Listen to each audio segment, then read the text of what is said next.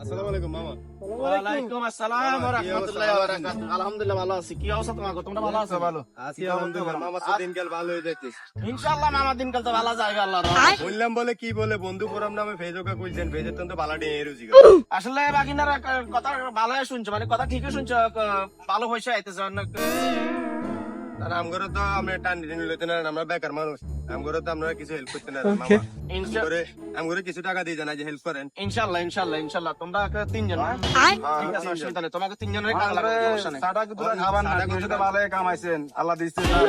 আরে বাগিনারা তোমরা তো স্যার হইছে, কত স্যার কথা কইছে, আমার তো এই মুহূর্তে আসলে নিজেরা নিজে খারাপ লাগতেছে।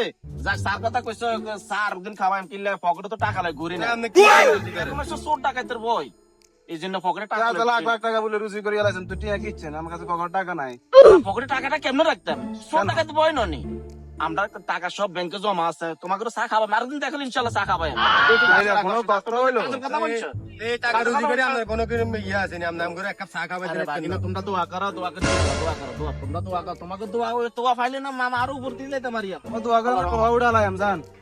ঠিক আছে জান। আসসালামু আলাইকুম। ঠিক আছে, ওকে, আল্লাহ হাফেজ। ভালো থাকবি। আর ফোন করিও কেন? আচ্ছা ঠিক আছে, ওকে। ওকে। আরে কেউ একখানা ফলো কর না, কেউ লাইক কর না, কেউ একটা ভিউ দেয় না, কেমনে এগুনটা কেমনে বুঝাইতাম এগুনটা টিয়া পয়সা কত নাই কেমনে কামাই।